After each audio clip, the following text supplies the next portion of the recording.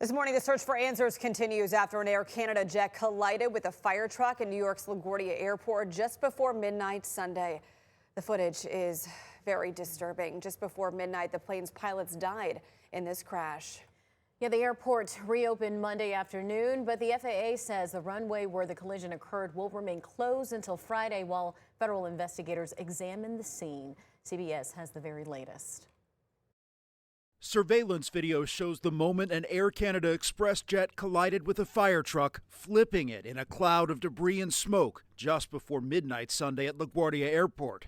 Truck 1 and Company LaGuardia Tower requesting to cross. The fire truck was initially cleared to cross the runway on its way to another emergency, but seconds before the collision, air traffic control tried to get it to stop. Stop. Jack Cabot was a passenger on the jet. It felt like we hit a wall. Everybody just kind of like slammed forward in their seat right as that happened. National Transportation Safety Board investigators are analyzing flight data and cockpit audio recorders, and they're combing through the scene, which they've described as expansive. There is a lot of debris. We need to go through all of that and to figure out what we need to take back to the NTSB, to our labs. U.S. Transportation Secretary Sean Duffy says air traffic control staffing was not an issue at the time of the collision. We're a couple controllers short in total, but it is a well-staffed airport. The plane from Montreal was carrying 72 passengers and 4 crew members. The pilot and co-pilot were killed in the collision. Dozens were injured. A flight attendant was found on the runway, still strapped to her jump seat after she was ejected from the jet.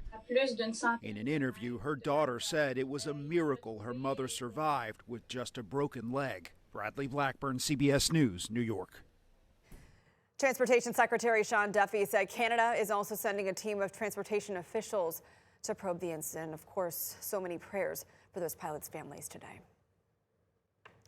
The long TSA lines at major airports across the country have been making headlines recently. Staff have gone without paychecks for more than a month, and over 10% of TSA officers have either called out, leading to security lines that stretch for several hours in major cities like Houston. I've seen a lot of these videos on Instagram.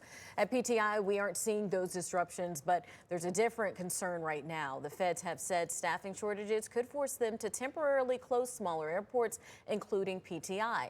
At this point, airport leaders say they haven't had any discussions about closings. Because of the long wait times at major airports, the Trump administration deployed ICE agents to help TSA. They reiterated they're not there to make arrests, rather to help TSA with security. Charlotte Douglas and Raleigh Durham have not seen any ICE agents so far.